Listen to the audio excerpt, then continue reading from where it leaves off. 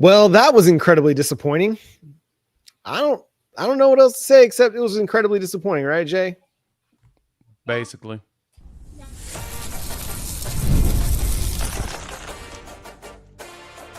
You are Locked On Sooners, your daily podcast on the Oklahoma Sooners. Part of the Locked On Podcast Network, your team every day. What's up, Sooner Nation? Welcome to Locked On Sooners Live edition. Coming after the Oklahoma Sooners' disappointing loss to the Ole Miss Rebels, a team that Oklahoma very well could have beat. Today's episode is brought to you by Mazda, moving the game forward. Like our players, we sweat every detail because when you make every move count, pulling off the unexpected is only the beginning. Stay tuned later for highlights in this week's Moving the Game Forward. Mazda, move and be moved. Well, one guy who didn't really move the game forward, well, two guys, Ben Arbuckle and John MIDTEER. This was a very frustrating game to watch, Jay, because in the first half, Oklahoma struggled. It was a struggle. It was a struggle. It was a struggle. They couldn't find anything consistently offensively. When they finally did in the third quarter with Xavier Robinson breaking off the big run, creating the touchdown, getting Oklahoma back into the game, and then doing it again, getting another touchdown, Jay, in the fourth quarter, they went away from it altogether. And it was just mind-boggling to see Ben Arbuckle just completely forget, have amnesia about what got this team back into the game in the third quarter. Shout out to, I want to go ahead and give flowers. Not only did Lane Kiffin call probably one of the better call games you could have in these type of conditions, Pete Golding did the same thing as well. The one thing both of them did, and they recognized, as you know, Lane Kiffin talks about it before even the game, is they knew we were going to be aggressive. And they used that 100% against us. They made sure that every single time that we were trying to be aggressive on the line, they kind of, quote unquote, did a little Ole and then push us and just let us slip and fall. They knew the weather conditions were going to be in their favor if they played slow, calm, grounded games on both sides of the ball. And that's what they did. They just did that. And Pete Golding basically just masterclassed Ben Arbuckle in what it is when it comes to calling a defense versus an offense. Lane Kiffin knows Brent Venables. He's talked about how much he's respected him. He's coached against him numerous times. So he knew that if I can just get my quarterback to understand that they're going to be aggressive, they're going to probably run past you enough, step up, throw it, be calm, you'll be fine. Now, and there's situations where Lane was trying his hardest to give us the game back, and our offense did not capitalize. So it was just overall bad execution in this game, giving up 400 and something yards of total offense. You slowed them down in the second half, but you didn't do enough to really get the knockout punch like you should have. The capabilities was there. We just played like cheeks in that weather. Cheeks, I tell you, cheeks. Well, the sun came out and the offense still did. John MIDTEER was not good in this game at all. And he was mid-tier. I'm not going to hear any conversations about, well, the pass protection. Well, no pass protection was there. No, John MIDTEER was indecisive, whether he was running the football or throwing the football, and he just was not seeing anything. And even when he did have holes, he's running right into the back of his own guys or running right into defenders. It was just a really, really disappointing performance from John MIDTEER. And I expected better. I expected when Oklahoma got the ball with 4:09 left to go in the game, I thought, hey, we're going to go down there and score a touchdown. Now, whether they actually tie the game up with the 2-point conversion or not, we'll see. He left Deion Burks really short on a 2-point conversion try after Xavier Robinson's second touchdown. And they moved the ball. They got down to Ole Miss's 30.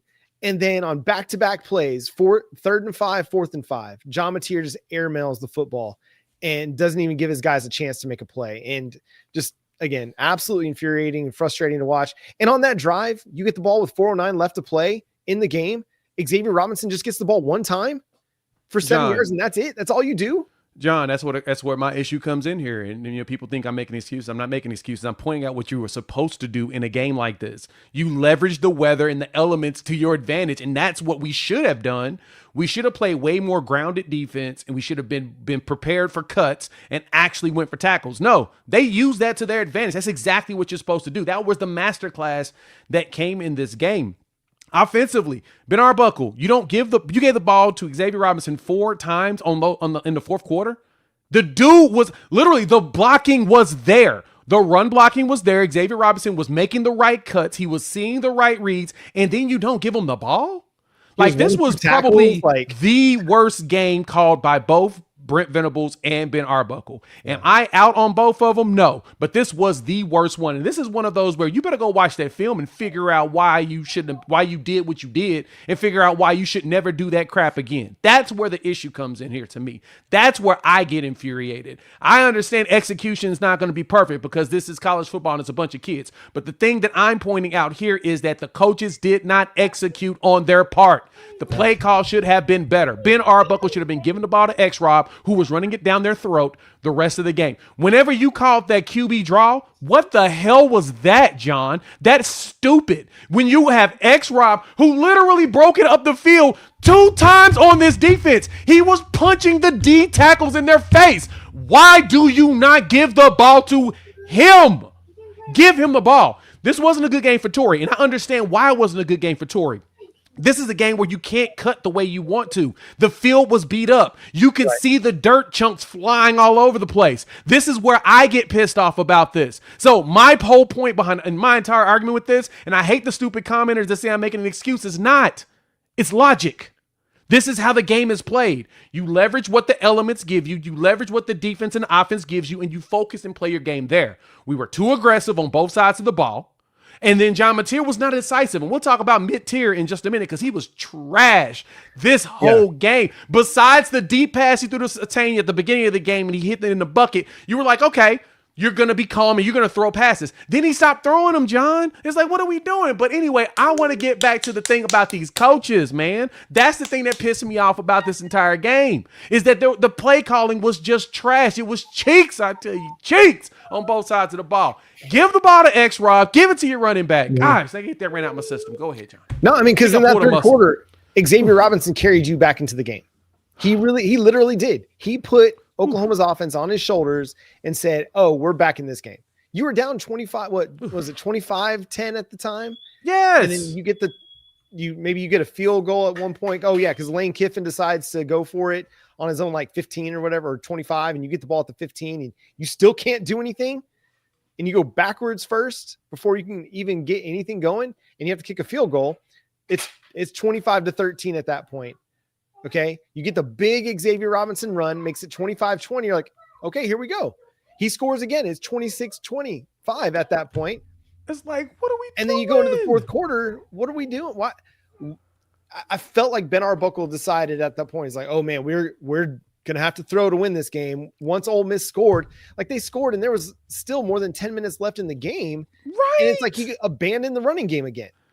And I mean, that's what's wild to me, John. Because you have a bowling ball and Xavier Robinson that gets downhill, and he's a downhill runner, and that's all you need. We had some guys even in the Locked On SEC group chat. They were saying if you run inside zone 7 times, when you get into Ole Miss's side of the field, you probably score a touchdown on that drive. And that's exactly what happened to us when we were running it on the inside. X-Rob cuts back and goes to the house for a long touchdown. And then it was a 65-yarder. And then you get the 9-yard touchdown where X-Rob runs it straight up the middle and goes past everybody. And that's what you're supposed, right. That's what you're supposed to do. And it's like, why aren't you giving the ball to the dude that in these type of elements will run north and south? That's my point, is you have to pay attention to the way that the field is set up. You got to pay attention to the way everything is going. Plus, Ole Miss gives the ball up in like their interior dudes let you get yards. That's what kills me. John, he ran the ball 9 times for 109 yards. Why didn't he have 25 carries? Like, that to me is, I totally understand that you think that time ain't on your side. Screw the analytics on this one. Run into an MF's face. That's all you had to do the whole time. It was perfect. Yeah. It just kills me. This was bad. When you're running it as well as he's running it, that's better than throwing a 5-yard out to Deion Burks or to, trying to get MIDTEER running downhill. They just got to scrap the quarterback run game. It is not working. Yes. It didn't work against South Carolina. It didn't work against Texas. It's not working against these SEC teams. Scrap it completely. Hold on one second. Bub, you got to stop with the whistling. Everybody can hear it, my guy. Thank you. That's my son. He's just fired up to be outside after watching He's losing this mine game. right now after that game, too. I understand. Yeah, we'll talk more about this game, and we'll talk more about John MIDTEER. We'll talk, Isaiah Satania's fumble, my guy. Like, come on. We'll do more of that coming up next year on Locked On Sooners. He's saying we're the champions, but he just doesn't know. He's only 5. Oh, man. This episode is brought to you by Mazda, moving the game forward for those who believe in not just about playing the game, it's about redefining it. And we got to redefine a lot of stuff. There are moments that do more than put points on the board.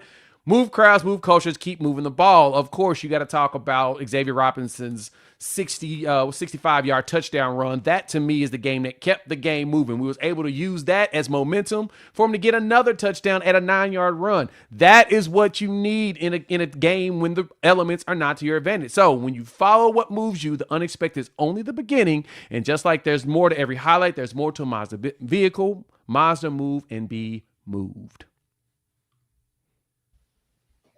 Once again, thanks for making Locked On Sooners your first listen every single day. Shout out to all the everydayers out there. Tune in and subscribe to the show wherever you get your podcasts. We're part of the Locked On Podcast Network, your team every day, man. Isaiah Satania, a lot of really good things, but that fumble, just an absolute killer. Can't not have it in that moment, man. A great return. Gets Oklahoma close to the Ole Miss 50 with like around 7 minutes to play-ish, I think, in the game. And, man, you've got a chance to give your offense the ball back. You've got to protect the football, dude. That's the most important thing. I think the thing that killed me the most about that was not only did you jump, but you kept going with it. Like, what are we doing? There was zero reason to like in these elements, 2 hands, lay down, hit the ground. It's all you have to do. Lay down, hit the ground, and yeah, what are we doing? That's the thing that killed me in this one. There was no reason for you to try to get extra plays on that one. Hit the ground. You knew the tackle was coming. Hold on to both hands and just fall. That, to me, took all the air out of the seal, and that just completely killed the stadium and killed everything that we were trying to do. We mounted a comeback. You know what's funny? I was told by fans that there was zero way we was going to be able to come back in this game, and we did it. Now, to me, that's the killer part of it is you can't make silly mistakes like that. Like, it was just brutal. Now, John, I want to talk about this defense, and this is the thing that killed me. This was the game. This was the money game, and they made $0 in this game. They did not put anything. Every belt they put on the table completely whiffed. This was one of those where you got destroyed. Trinidad throws for 315 and only 1 touchdown, which is kind of crazy. And then, of course, Kewan Lacey rushed for 78 yards and 2 touchdowns. We gave up 116 yards rushing in this game, which was kind of surprising. I thought we gave up more, but we did a good job of actually trying to contain him late. He gave up the big run, but for the most part, they did a good job of shifting their line, understanding where we were going to go. They used our aggressiveness against us, and that is where we failed. That's where coaching failed. That's where BV failed in this one. You can't be overly aggressive in bad weather, dog. Like, you want to do that. That's cool. It's funny, John. As soon as the rain stopped and you saw the sun come out, guess what?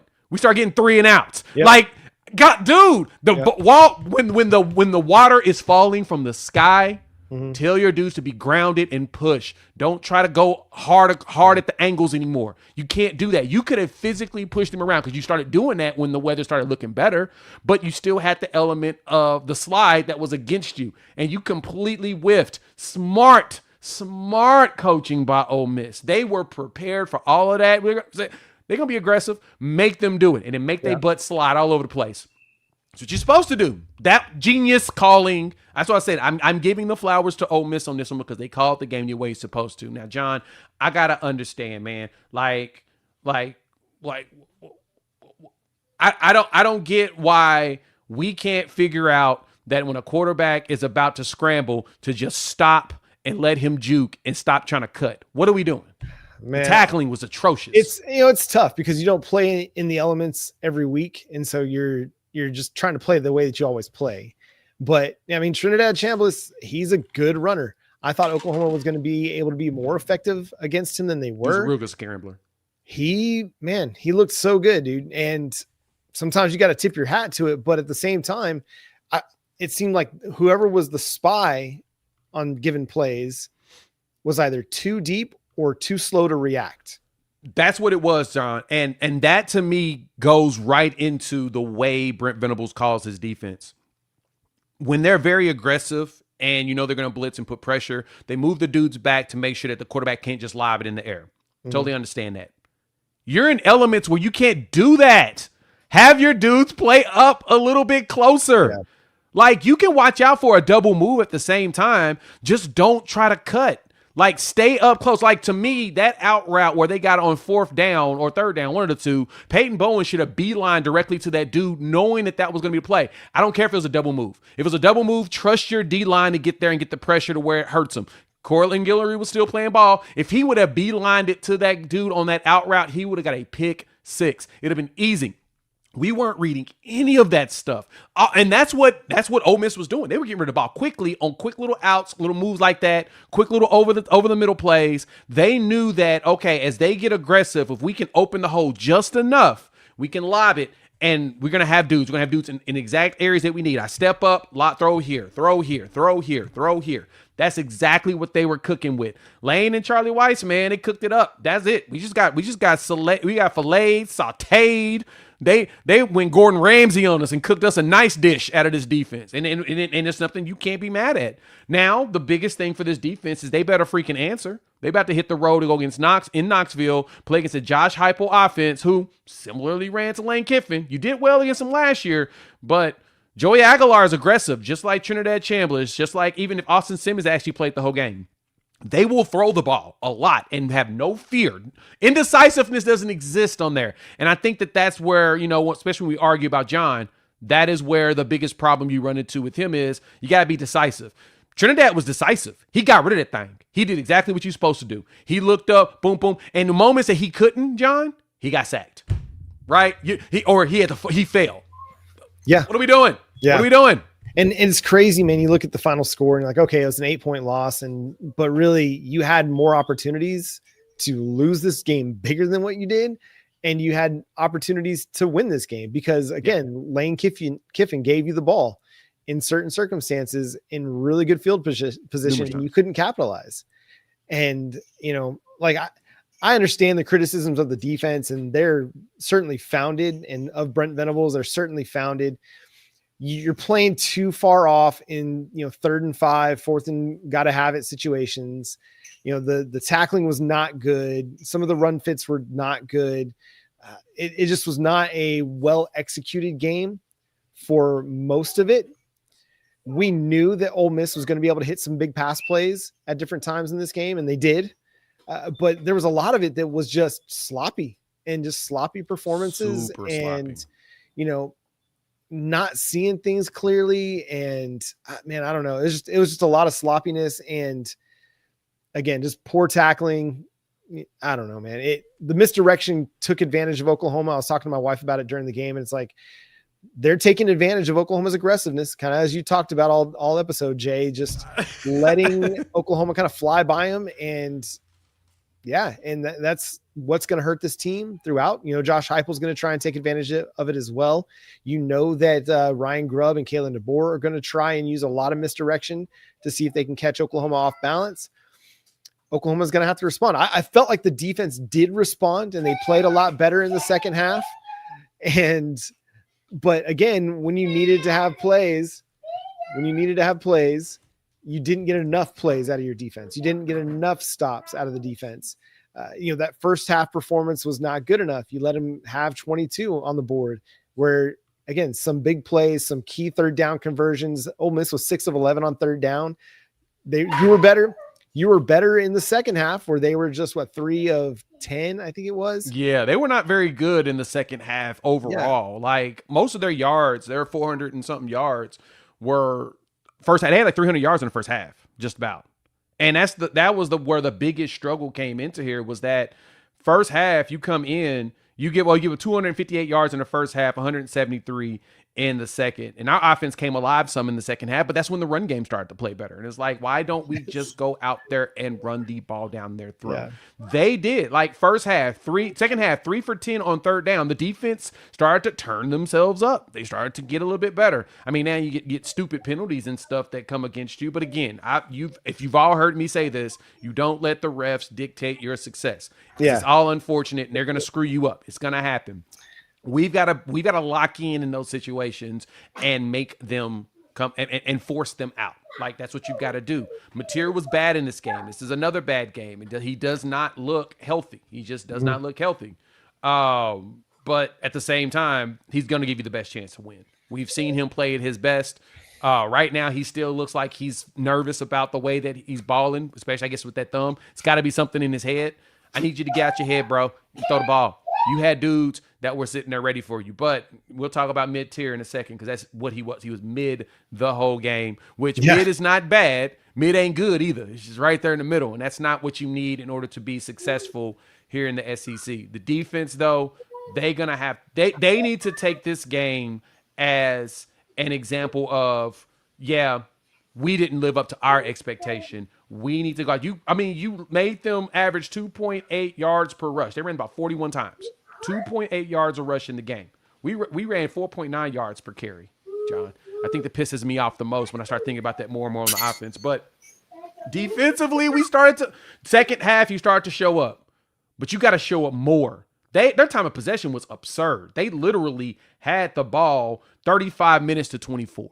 They did a good job of just long, sustained drives. We should have been doing better. We would have got long, sustained drive if, we weren't just trying to fling it hard as possible down the field constantly. Like the deep pass to Satania to start the game, that was masterful. It was perfect. Put the ball where you needed to. It was a pass interference. They're not going to call it. But you did a great job of putting the ball in the right spots. But then he's just throwing lasers at Giovanni Gibson and stuff on the sideline, and he's wide open. Whenever he steps up in the pocket and the pocket was doing what it's supposed to, giving you 3-4 seconds to scan the field and throw it, dudes were downfield wide open, and we weren't making those attempts. But the defense did everything that they needed to in the second half for the most part, and then stupid stuff would happen. Like I said, once the sun started coming out, you're like, oh, dang, this defense is back to what it used to be. Why couldn't we do that first half? Because we were aggressive. We should have played very conservative on the attack. We should have been just counting heads and staying with them. Also, John, one more masterclass thing that I saw out of Lane Kiffin in this one. He used the substitutions as a weapon. That was freaking genius. So what he was doing was waiting until about 15, then he'd do a quick sub, and knowing that we're going to want to make a quick adjustment the way we want to, plus he huddled most of the game, which was smart as well. As soon as we did that and we send somebody out, he's able to go out there and get those illegal substitution penalties on us.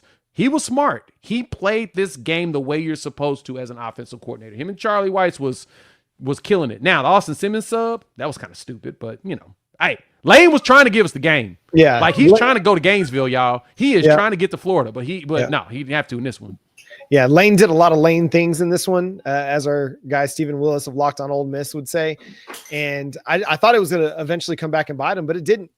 And he coached to win this game, and his players responded. Ben Arbuckle, I felt like, was coaching to lose, not to lose this game, and his players responded. He did not give this team enough opportunities. The defense, again, I thought first half, it was not good. Second half, they didn't make enough plays, but I felt like they were giving this team an opportunity. They gave the team a chance. They were just let down by a fumbled punt return and an offense that just is so inconsistent and so maddening with how they run things. And again, the short-term amnesia that Ben Arbuckle seems to suffer from, and a poor performance from John MIDTEER, which we're going to dive into coming up next here on Locked On Sooners.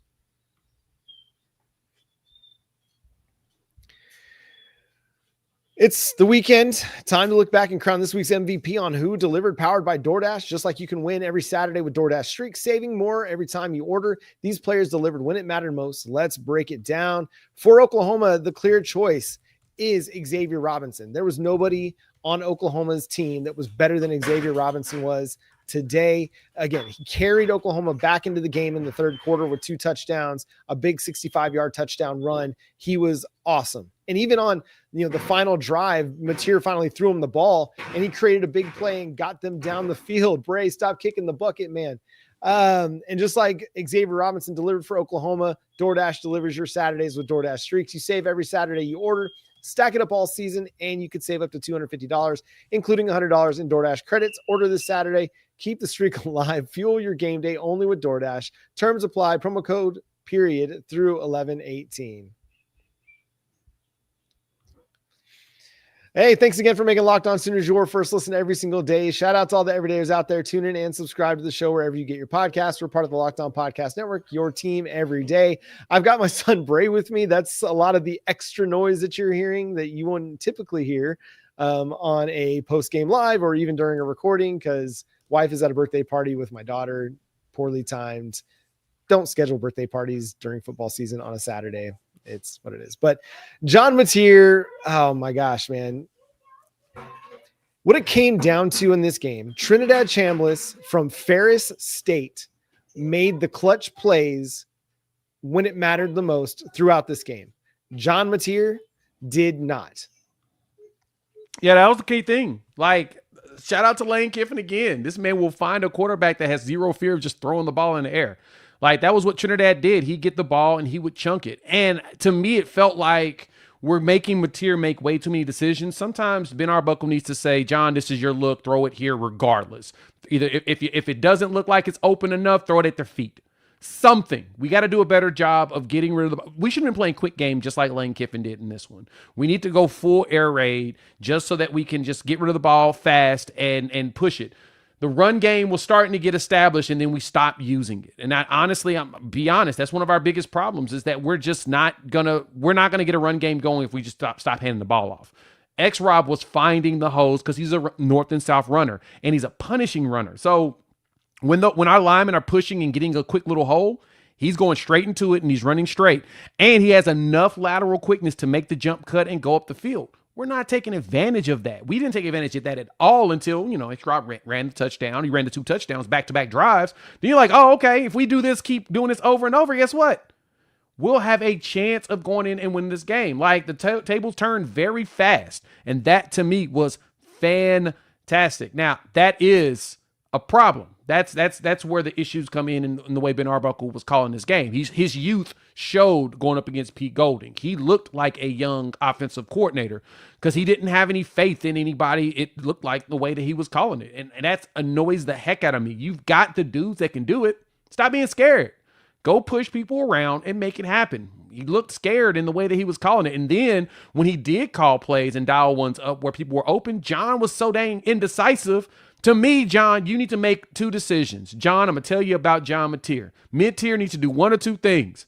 Either go ahead and step up and chunk that thing or tuck it and run. Stop thinking so hard. It's okay. If you run straight up the middle, there was moments, John, that MIDTEER had the left side of the field wide open. And he could have scrambled it completely over there and been gone. Because as soon as they over pursued, our tackles was open in a hole. He could have stepped up, went to the left, and boom, been gone. But that's his problem. He's not choosing. He's looking like Jackson Arnold is right now and not making a decision. Just go decide to do it. And then when your dudes are wide open, don't throw freaking missiles at him. Throw it in the spot, put some touch, show me some layering. He showed us layering in the pass to Kanik. He showed us some layering in a pass that he threw to Satania. You got to layer that pass to where you're throwing at the next level. Let them catch the ball. Giovanni could have gotten it. Remember, Giovanni's a big body, right? Like, throw it to where he needs to throw his hands up and catch it, and then let him fall out of bounds. There was so many of those right there. I think one of them where he stepped up and he tried to run, he ended up getting sacked. Satania was wide open. He just needed to just throw it. Trust your dude.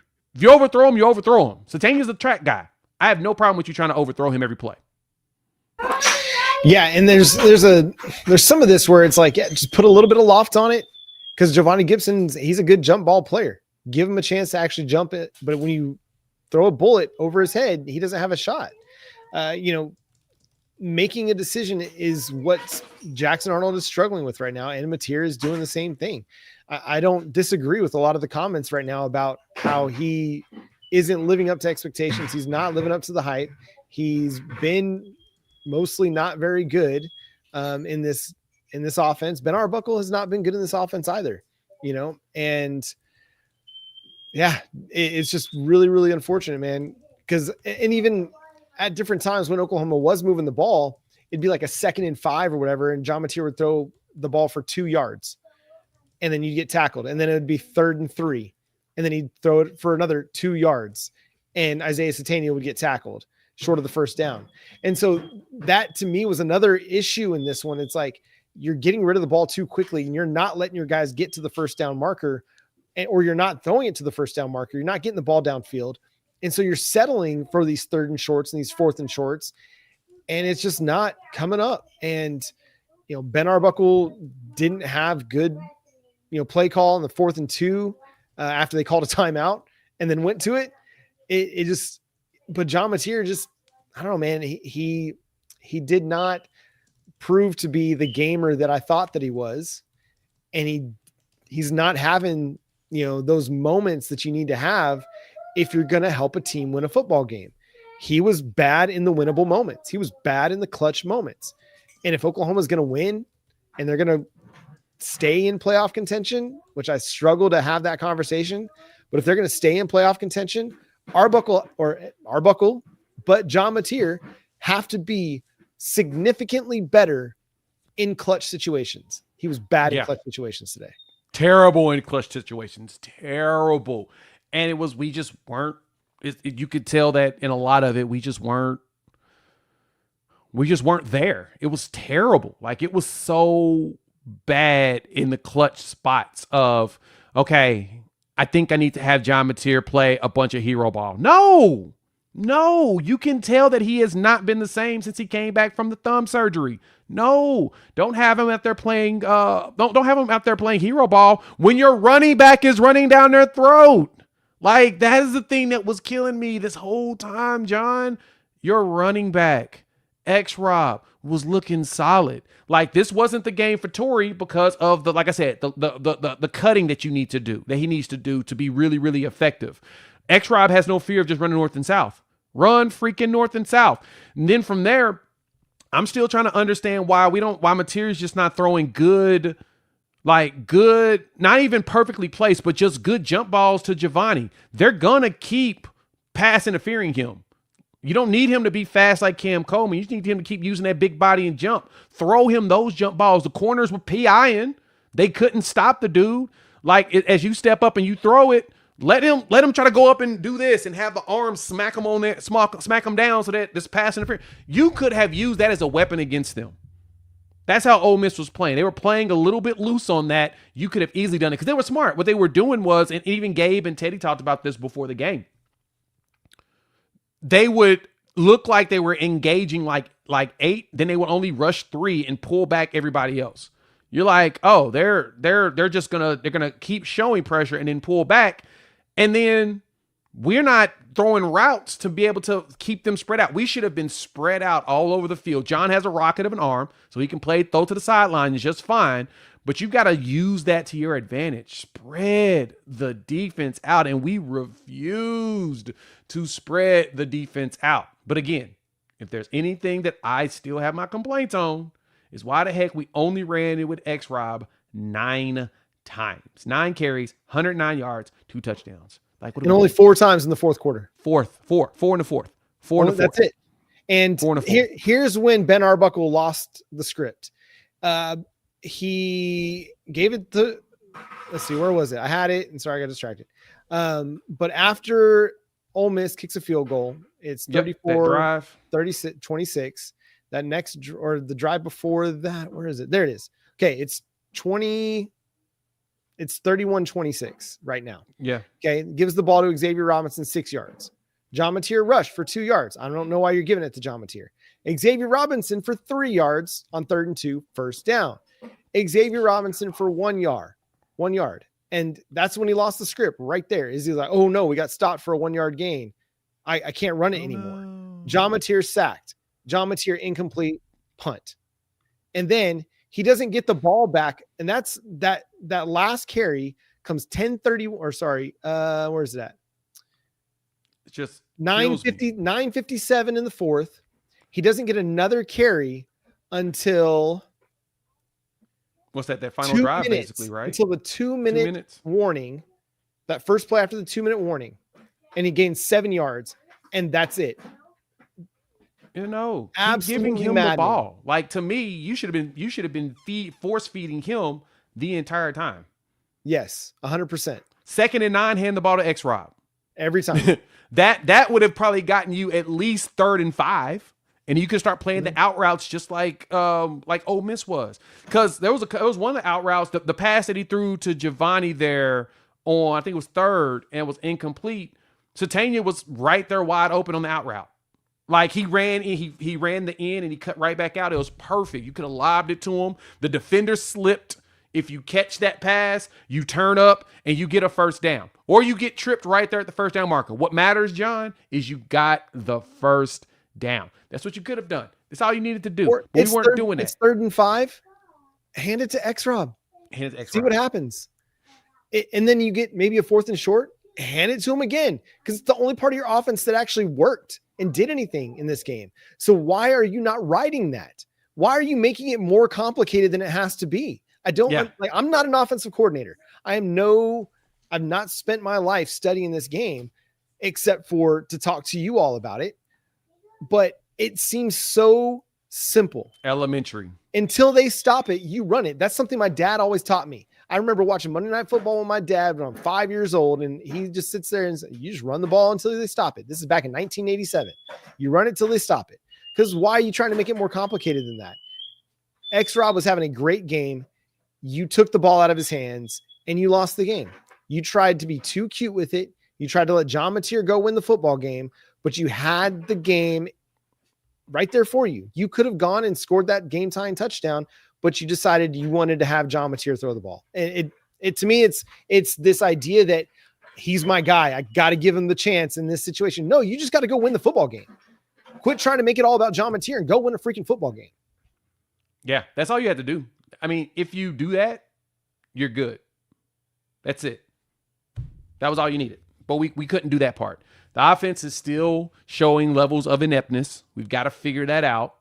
I mean, I had my concerns going into the year that a new OC, a new quarterback, the only two that know it, wouldn't give you the best offense. But we just need a remedial offense, to be honest. We need a mid offense, and we can show success throughout the rest of the season. We could have had success in this game just by doing the smart things, like, handing the ball off to your running back who's actually running the ball well. Yeah, because Ole Miss ranks 99th in the nation in run defense. We talked about it all week long. All week long. If you listen to any of the shows, we talked about how Oklahoma needed to have the same approach that they had with South Carolina, where they just decided, hey, we're going to run the ball. It doesn't matter the down and distance. We're going to run the football. And It worked. And in the third quarter in this one, it was the same thing. They decided, doesn't matter the down and distance. We're going to run the football. And it worked.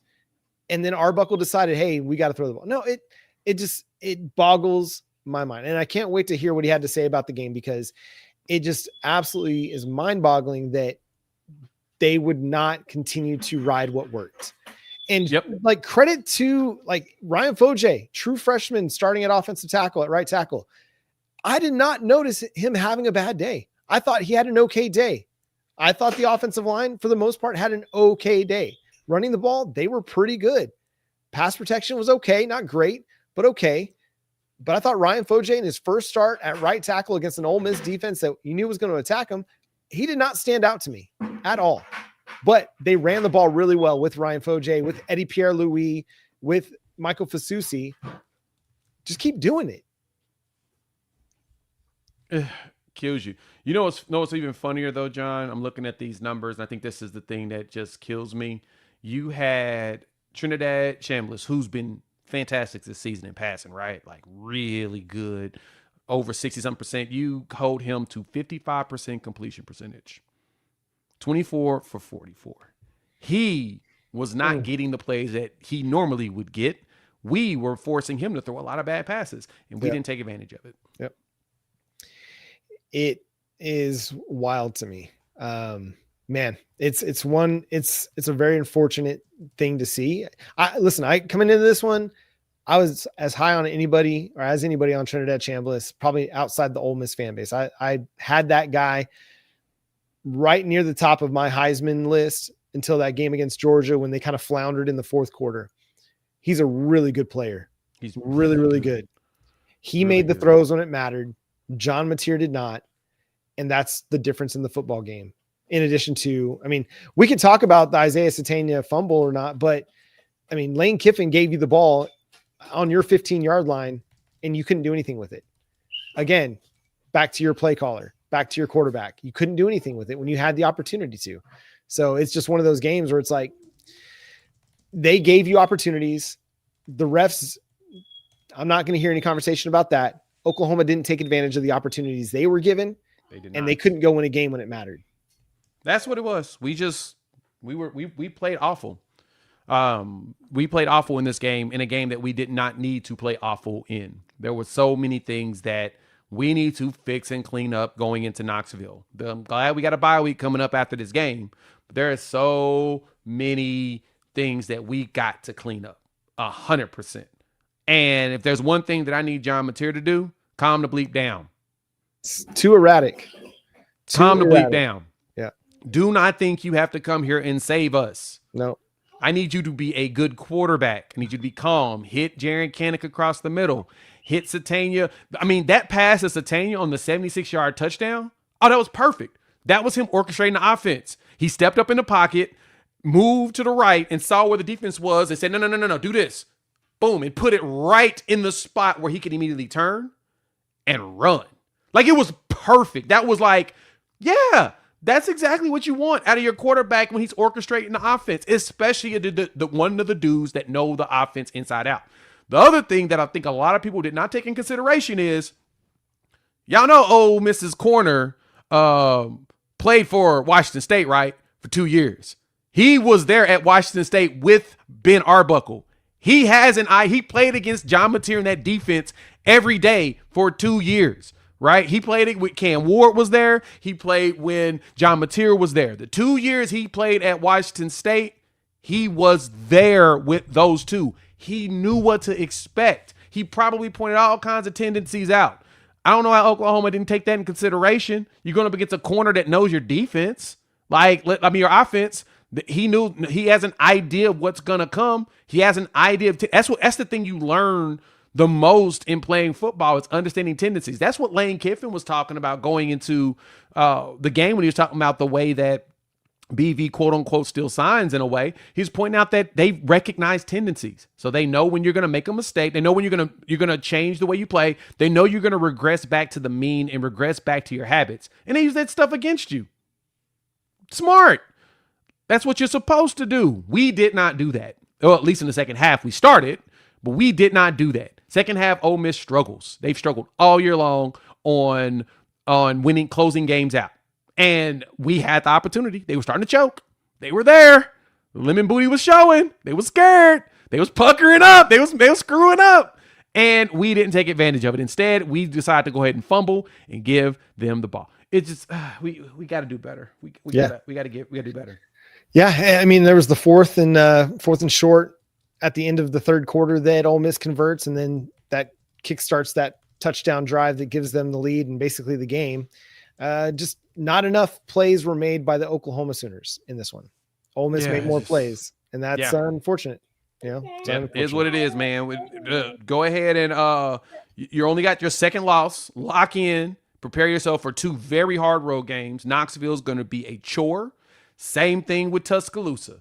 If you can find a way to come out of one of those 2 games with a win, or if you come out with both, you never know. You still got yourself a chance to push for a deep run throughout the year. But you gotta do what you gotta lock in. This is where John needs to show. I mean, John has already fumbled the bag 2 out of the last 3 games. Yeah, like those were your 2 games to show us who you is, and now you need to bounce back.